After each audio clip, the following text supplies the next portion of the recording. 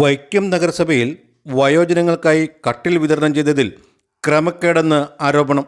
നഗരസഭാ കൗൺസിലർമാർ നഗരസഭയ്ക്ക് മുന്നിൽ കുത്തിയിരുന്ന് പ്രതിഷേധിച്ചു. വൈക്കം നഗരസഭയുടെ 2024-25 വാർഷിക പദ്ധതിയിൽ വയോജനങ്ങൾക്കായി വിതരണം ചെയ്ത കട്ടിലുകളിൽ ക്രമക്കേട് ആരോപിച്ച് LDF കൗൺസിലർമാർ നഗരസഭയ്ക്ക് മുന്നിൽ ധർണാ സമരം നടത്തി.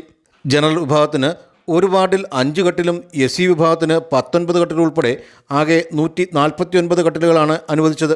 ഒരു കട്ടിലിന് 4175 രൂപ നിരക്കിൽ തേക്ക് തടിയിലാണ് കട്ടിൽ നിർമ്മിക്കാൻ കരാർ നൽകിയത്. കട്ടിൽ വിതരണത്തിൻ്റെ ഉദ്ഘാടനം ചെയർപേഴ്സൺ വ്യാഴാഴ്ച നിർവഹിച്ചിരുന്നു. ആദ്യഘട്ടത്തിൽ 1 മുതൽ 5 വരെ വാർഡുകളിലാണ് കട്ടിൽ വിതരണം ചെയ്തത്. എന്നാൽ വിതരണം ചെയ്ത കട്ടിലുകളുടെ ഗുണനിലവാരത്തിൽ സംശയം തോന്നിയതിനെ തുടർന്ന് കൗൺസിലർമാർ ഒരു വിദഗ്ധനെ വിളിച്ച് പരിശോധിപ്പിച്ചു. പരിശോധനയിൽ തേക്കിനൊപ്പം പാഴ്മരങ്ങൾ ഉപയോഗിച്ചാണ് കട്ടിൽ നിർമ്മിച്ചതെന്ന് കണ്ടെത്തി. ഇനിയും 120 കട്ടിലുകൾ കൂടി വിതരണം ചെയ്യുവാനുണ്ട്. ഈ സാഹചര്യത്തിൽ കരാറുകാരനെ വിളിച്ചു വരുത്തി ഗുണമേന്മയുള്ള കട്ടിലുകൾ എത്തിക്കണമെന്ന് LDF കൗൺസിലർമാർ ആവശ്യപ്പെട്ടു. CPIM നേതാവ് KP സതീശൻ അധ്യക്ഷത വഹിച്ച ധർണ LDF parliamentary party leader S Haridasan Nair ഉദ്ഘാടനം ചെയ്തു. 24-25 പദ്ധതിപ്പെടുത്തി വയോജനങ്ങൾക്കും SC വിഭാഗങ്ങൾക്കും കട്ടിൽ വിതരണം ചെയ്യുകയുണ്ടായി.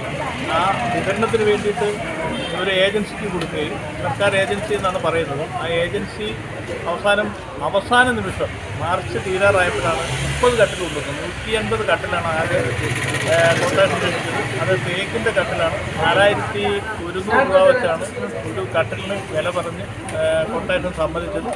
പക്ഷേ എന്നാൽ ഇന്നലെ കട്ടിൽ വന്ന് ഉദ്ഘാടനത്തിന് ശേഷം ആ കട്ടിൽ ഞങ്ങളൊന്ന് പരിശോധിച്ചപ്പോൾ മനസ്സിലായി കട്ടിലിന് ഒരുപാട് അപാകതയുണ്ട്. ഇത് മുഴുവനും തേക്കല്ല, തേക്കിൻ്റെ പേര് പറഞ്ഞ് പല മാവിൻ്റെയും പ്ലാവിൻ്റെയും അല്ലെങ്കിൽ ആഞ്ഞിലിയുടെ ഒക്കെ കഷ്ണങ്ങൾ കൂട്ടിച്ചേർത്തുണ്ടാക്കിയതാണെന്ന് മനസ്സിലായി. പെട്ടെന്ന് ഞാൻ തന്നെ ഒരു കാർപ്പൻറ്ററെ വിളിച്ചു വരുത്തി. അതിനു മുമ്പ് തന്നെ അയ്യപ്പൻ ഒരു 2 കാർപ്പൻറ്റർ ഇവിടെ ഒന്ന് പരിശോധിച്ചതായിട്ട് അറിഞ്ഞു. അപ്പം ഞാനൊരു കാർപ്പൻറ്ററെ വിളിച്ചു വെച്ചപ്പോൾ അദ്ദേഹം പറഞ്ഞു ഇതൊരു കാരണവശാലും ഗുണനിലവാരമുള്ളതല്ല, ഇതിലുള്ളതിൽ നല്ലത് ഞാൻ തിരിഞ്ഞു തരാം. അങ്ങനെ 7 എണ്ണം തിരിഞ്ഞ് കൂടുതലാത്തത് മാറ്റിവെച്ചതിന് ശേഷം ബാക്കിയാണ് ഇവർ വിതരണം ചെയ്യുന്നത്. കൗൺസിലർമാരായ കവിത രാജേഷ്, അശോകൻ വെള്ളവേലിൽ, എബ്രഹാം പഴയകടവൻ, ലേഖ ശ്രീകുമാർ തുടങ്ങിയവർ സംസാരിച്ചു. തുടർന്ന് LDF കൗൺസിലർമാർ ചെയർപേഴ്സണുമായി നടത്തിയ ചർച്ചയിൽ കരാറുകാരനെ അടിയന്തരമായി വിളിച്ചു വരുത്തി ഗുണമേന്മയില്ലാത്ത കട്ടിലുകൾ തിരികെ കൊണ്ടുപോകുന്നതിനും ബാക്കിയുള്ളവ പരിശോധന നടത്തി വിതരണം ചെയ്യുന്നതിനും തീരുമാനിച്ചു. ഇതുമായി ബന്ധപ്പെട്ട കൗൺസിൽ ചർച്ച വന്നു.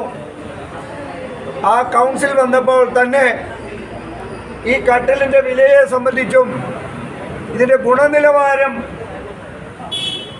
സംബന്ധിച്ചും ഞങ്ങൾ ആശങ്ക പ്രകടിപ്പിക്കുകയും മുൻകാലങ്ങളിൽ നടന്നതുപോലെ ഒരു അഴിമതി നടത്താനുള്ള നടപടിക്രമമായി ഇതിനെ കൊണ്ടുപോകരുത്, ഈ കട്ടിൽ വിതരണ പദ്ധതി കൊണ്ടുപോകരുത് എന്ന് ഞങ്ങൾ ശക്തമായി LDF കൗൺസിൽ ആവശ്യപ്പെട്ടു.